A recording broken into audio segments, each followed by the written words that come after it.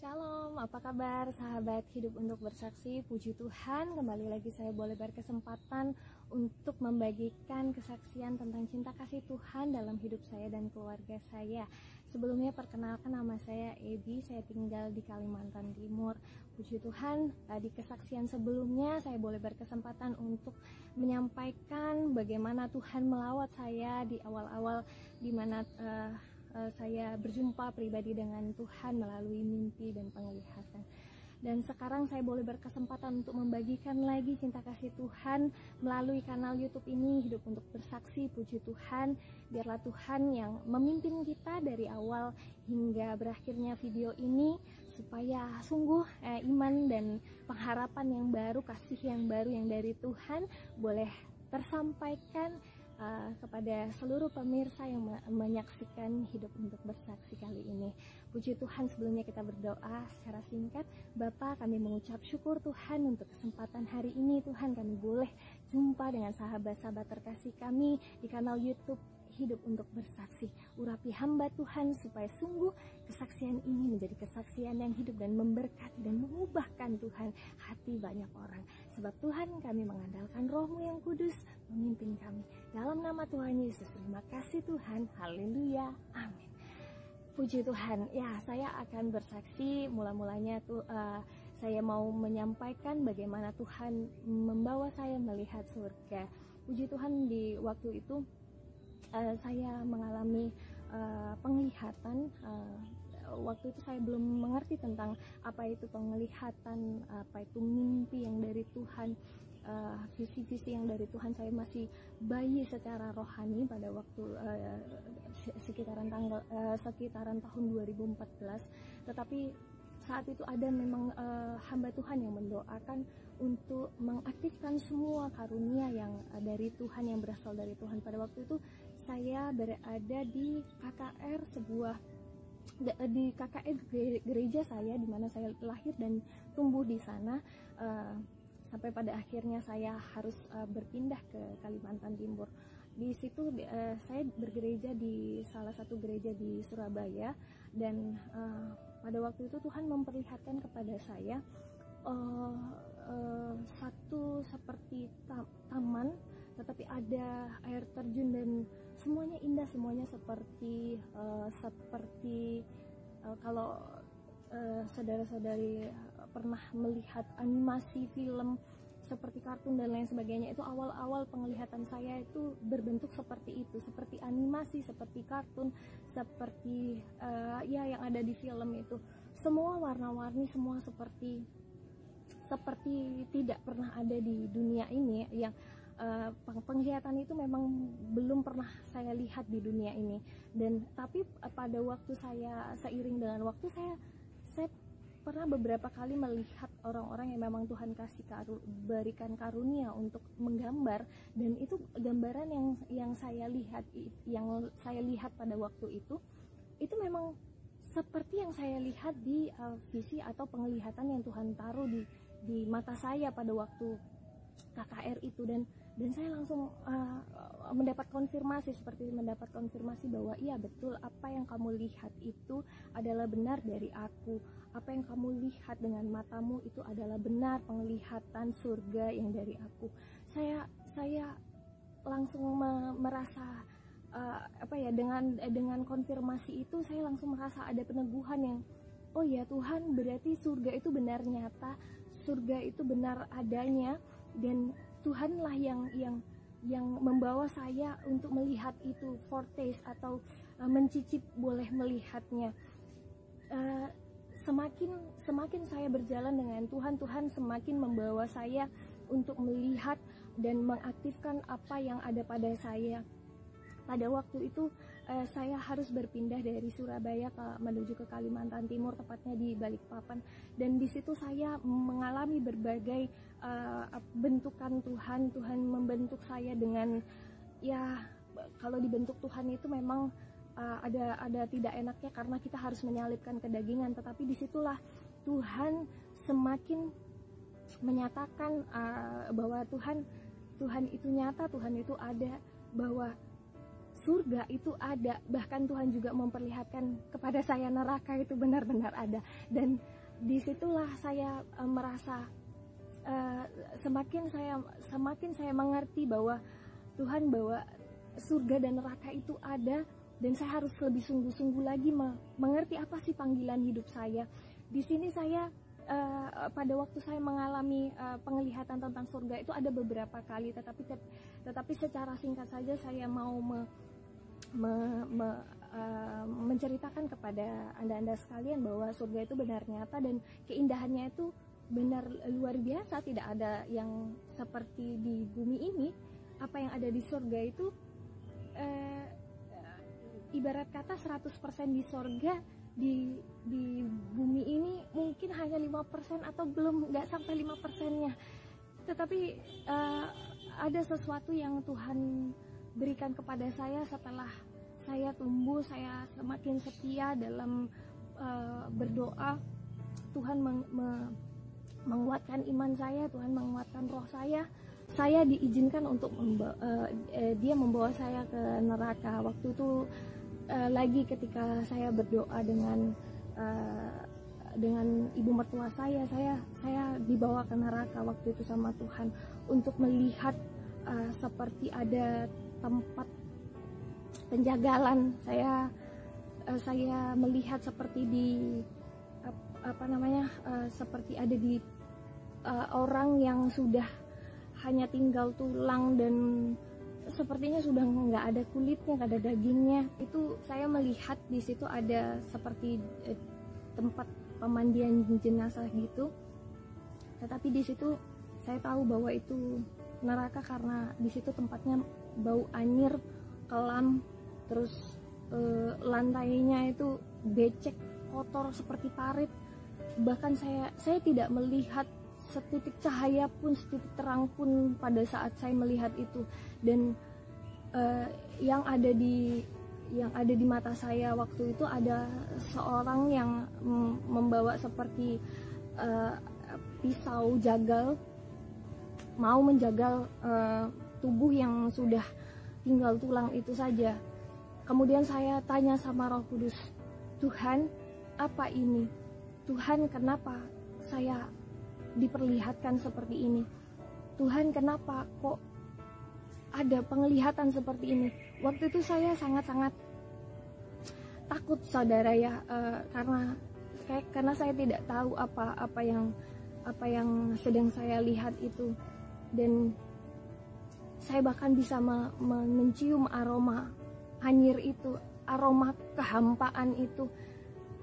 Benar di neraka itu tidak ada kehidupan, benar di neraka itu sangat-sangat sesak dan tidak ada jalan keluar dari neraka itu. Kalau sudah di neraka, orang tidak dapat kembali lagi ke dunia ataupun tidak dapat keluar dari situ. Bahkan mau ke surga pun itu impossible. Maka dari itu saudara-saudara, ketika kita mempunyai kesempatan, kita masih diberi nafas kehidupan dan hari ini kita masih ada, itu sebab karena kasih karunia Tuhan. Kalau Anda hari ini boleh mendengarkan kesaksian-kesaksian dari orang-orang yang Tuhan pimpin untuk bersaksi, apapun itu kesaksiannya, tangkap itu saudara-saudara, sebab itu akan mengubahkan hati Anda. Saudara-saudara, saya tahu bahwa neraka itu benar-benar ada, neraka itu benar-benar nyata, karena apa yang ada di neraka itu, Tuhan itu sebenarnya tidak mau seorang pun binasa. Tuhan tidak mau seorang pun pergi ke lubang kematian itu, sebab tidak ada satupun yang dapat menolong kita apabila kita sudah berada di sana. Tetapi puji Tuhan, kalau hari ini saudara-saudaraku boleh mendengarkan kesaksian ini, saudara-saudaraku berdoa dalam nama Tuhan Yesus supaya kita menerima anugerah kekal itu, anugerah keselamatan itu, bahwa Tuhan itu ada, neraka itu ada. Tidak ada di kolong langit ini yang bisa menyelamatkan kita kecuali nama Yesus. Ketika kita percaya bahwa Yesus adalah Tuhan dan Juru Selamat, kita boleh mengalami kebebasan, kelepasan, bahkan kita dipindahkan dari lubang kematian itu, dari neraka itu menuju kepada surganya yang kekal hanya dengan nama Yesus.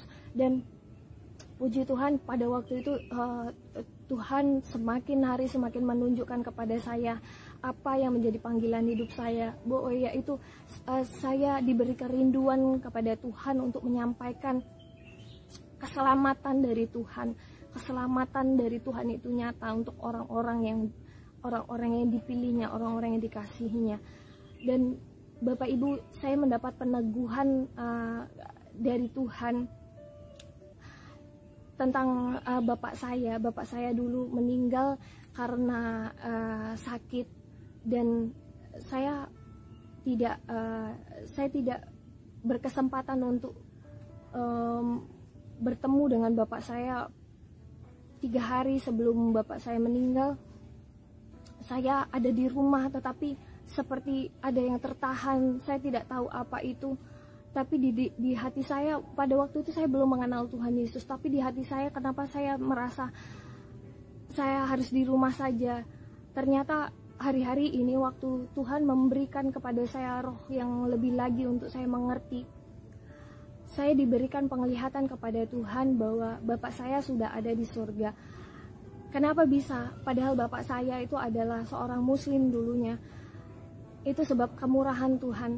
Tuhan membawa hamba Tuhan, hambanya, untuk bersaksi kepada bapak saya pada waktu bapak saya dekat pada kematiannya.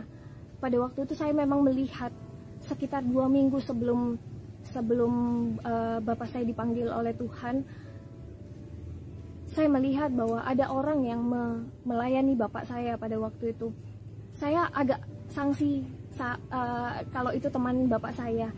Mengapa begitu? Karena pakaiannya itu seperti, kalau sekarang saya tahu bahwa itu pakaian resmi untuk ke gereja. Saya nggak tahu bahwa itu orang yang diutus oleh Tuhan, dia adalah hamba Tuhan. Tetapi saya melihat bahwa dengan tindakannya dia bicara dengan bapak saya muka dengan muka dan dengan sangat-sangat dekat. Saya mengamati bapak ini cerita apa ya, kenapa kok lama sekali, kenapa panjang sekali. Bahkan waktu itu sempat bapak saya dibisikkan ke telinganya, di telinga kirinya, bahwa seperti didoakan, tapi sungguh saya tidak tahu apa itu karena saya tidak mendengarnya. Saya tidak terlalu dekat berdiri atau duduk di dekat bapak itu dan bapak saya, tapi di situ Tuhan memberikan peneguhan kepada saya di hari-hari ini bahwa bapakmu sudah ada di surga. Dan Tuhan juga memberikan penglihatan kepada saya. Waktu itu saya boleh jumpa lagi dengan bapak saya, tetapi saya tidak bisa meraihnya. Tetapi saya bilang sama Tuhan, aku pengen dipeluk sama bapakku, aku pengen dipeluk sama beliau. Tuhan tolong aku. Tetapi Tuhan memberikan kepada saya bapak saya memberikan kepada saya bukan pelukan, tetapi seperti dikacak-kacak ya, dipegang begini kepala saya dengan tangannya. Dan itu saya ingat bahwa itu adalah treatment khusus dari bapak saya kepada saya sejak saya kecil sampai saya remaja, sampai saya beranjak dewasa. Itu treatment dari bapak saya, dan kemudian saya langsung menyadari bahwa iya Bapak, ya Tuhan, ini memang bapak saya. Kemudian saya bertanya sama Tuhan. Di situ saya bertanya, Tuhan, apa yang harus saya lakukan, apa yang harus saya kerjakan Tuhan, mengapa saya harus melihat itu. Tapi sebelumnya memang saya selalu bertanya-tanya sama Tuhan di mana bapak saya, dan Tuhan menjawab pada saat itu juga. Dan puji Tuhan, Tuhan memberikan peneguhan kepada saya bahwa satu orang bertobat seisi rumah akan diselamatkan. Bahkan sebelum saya diselamatkan, bapak saya boleh diselamatkan terlebih dahulu, oleh karena Tuhan mengingat janjinya, satu orang bertobat seisi rumah akan diselamatkan. Maka dengan itu saya pun memegang janji itu, dan saya juga berpegang teguh bahwa Tuhan akan bertanggung jawab atas keluarga saya, atas keselamatan keluarga saya. Dan ini juga sebagai kerinduan saya dan beban hati saya untuk saya menyampaikan bahwa surga dan neraka itu ada, bahwa keselamatan itu hanya dalam nama Tuhan Yesus saja, saudara-saudaraku sekalian. Dan di situ saya merasakan betapa Tuhan itu baik ya, sekalipun bapak saya hanya menerima Tuhan Yesus hanya dalam waktu yang sangat singkat sebelum akhir hidupnya, tetapi betapa dia setia, dia Allah yang tidak pernah mengingkari janjinya. Kalau kita menerima dia sebagai Tuhan dan Juru Selamat, maka keselamatan itu menjadi bagian dalam hidup kita. Dan saya boleh menyaksikan itu bahwa benar Tuhan sudah membawa bapak saya ke surganya.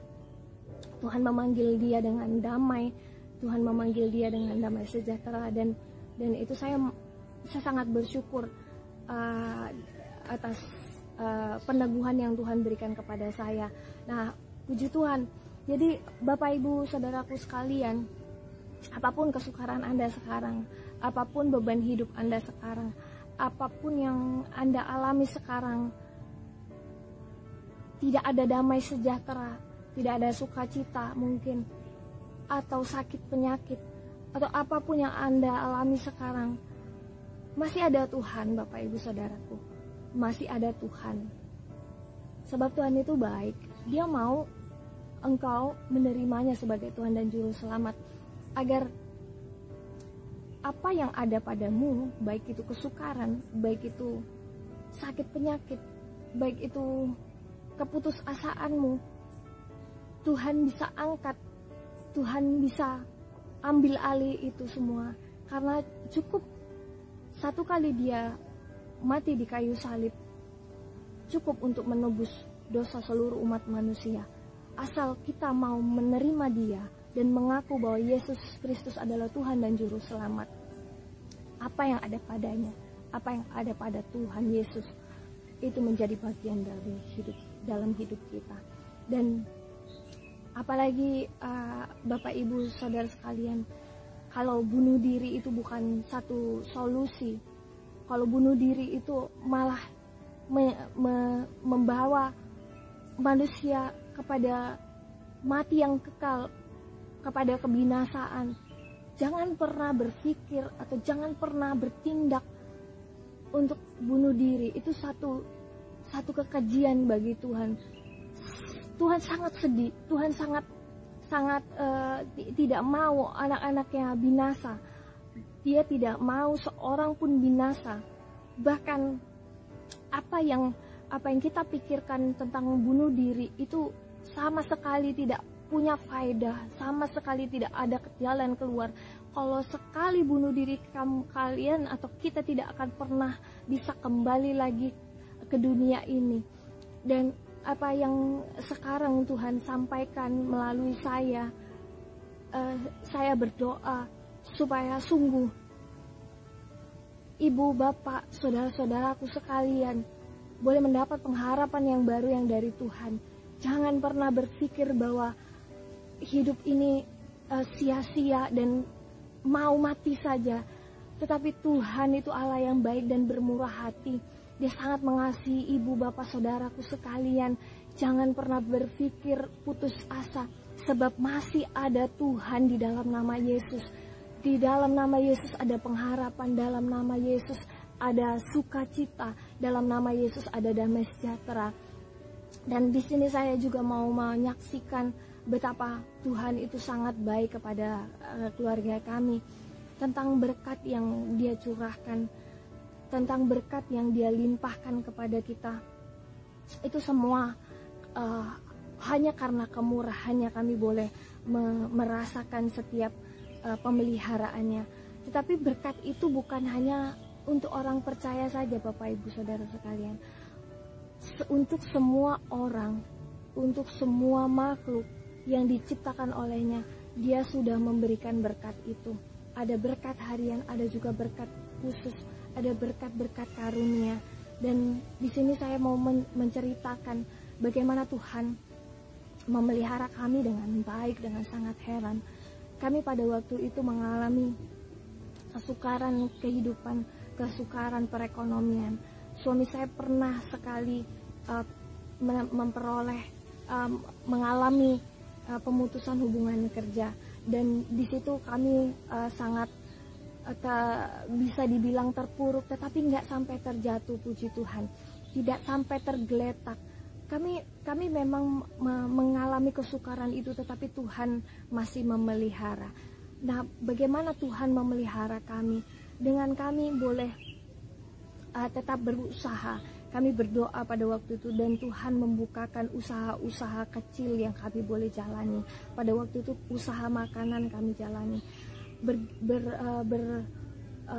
Berganti waktu ketika kami boleh setia untuk melakukan usaha itu, Tuhan tambahkan lagi saudara-saudaraku, dengan suami saya akhirnya boleh dipanggil bekerja ke tempat yang baru dan tempat yang sangat-sangat kami bersyukur.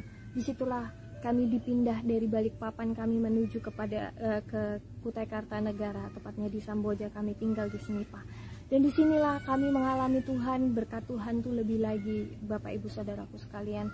Tuhan membukakan berkatnya bagi kami dengan usaha yang baru. Saya pun merintis usaha yang baru, usaha di mana kami benar-benar tidak mempunyai modal untuk usaha itu, tetapi kami punya janji Tuhan yang iya dan amin, janji Tuhan yang memelihara kami.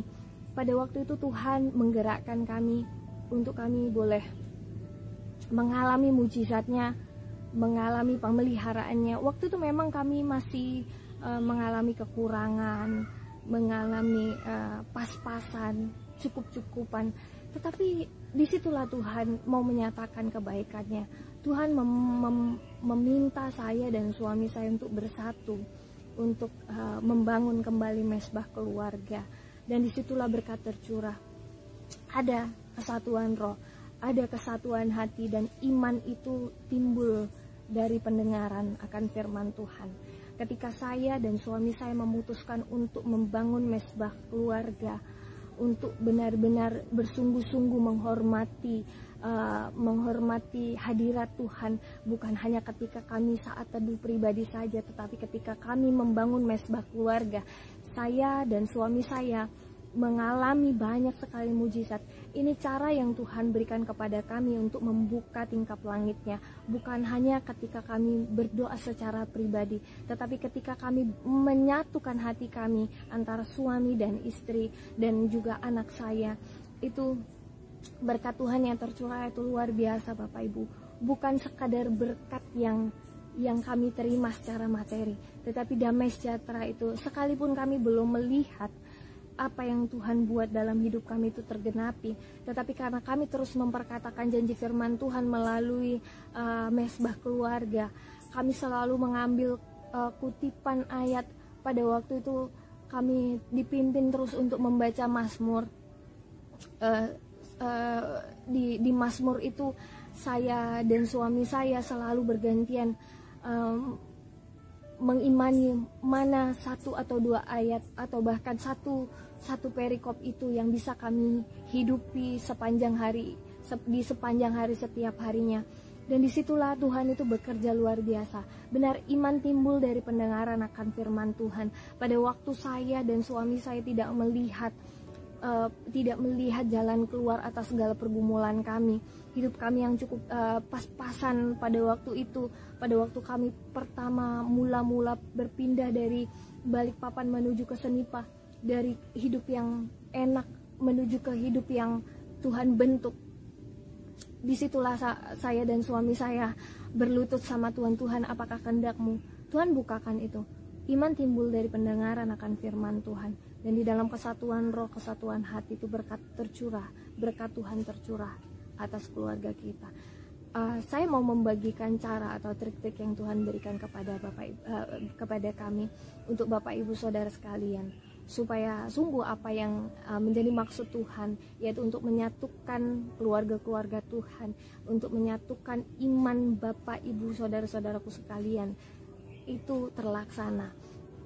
Dan saya mengalami mujizat Tuhan. Tuhan membuat saya sebagai ibu rumah tangga mendapat kesempatan untuk merintis usaha. Itu satu berkat yang luar biasa. Dan usaha saya itu benar-benar saya awali tanpa modal. Saya mengajukan satu penawaran ke perusahaan waktu itu dengan bermodalkan pinjam badan usaha teman saya. Dan puji Tuhan, apa yang Tuhan firmankan kepada saya bahwa Tuhan adalah gembalaku, aku tak akan kekurangan, itu terjadi dalam hidup saya, dalam hidup keluarga saya. Kami boleh sekarang menikmati apapun yang Tuhan sudah berikan kepada kami. Itu sebab kemurahan Tuhan, dan iman timbul dari pendengaran akan firman Tuhan. Dan kami memperkatakan itu, kami mendeklarasikan itu, kami memproklamirkan, we proclaim every promises from God. Apa yang dijanjikan oleh Tuhan itu pasti digenapi oleh Tuhan. Tetapi ada hal-hal yang memang kita harus lakukan, yaitu kita bertindak terlebih dahulu untuk kita boleh membawa kerinduan kita dan memperkatakan janji firman Tuhan. Sebab Dia Allah yang berjanji, Dia juga Allah yang menggenapi. Dia Allah iya dan Dia Allah yang amin.